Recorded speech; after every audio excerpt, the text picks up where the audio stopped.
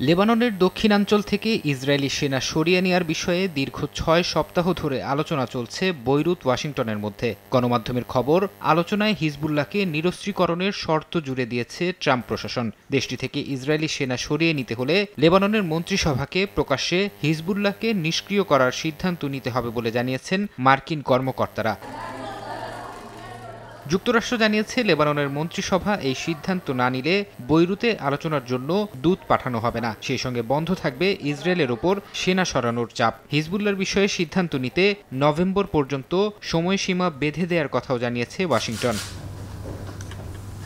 এ বিষয়ে লেবাননের স্পিকার নবিহ বেরি সাফ জানিয়ে দিয়েছেন, আগে ইসরায়েলকে অস্ত্রবিরতি মানতে হবে এবং জাতিসংঘের প্রস্তাব অনুসারে পুরোপুরি সেনা প্রত্যাহার করতে হবে। তার অভিযোগ, এ দাবিকে গুরুত্ব না দিয়েই হিজবুল্লাহর নিরস্ত্রীকরণের জন্য মন্ত্রিসভার ভোট চাইছে যুক্তরাষ্ট্র।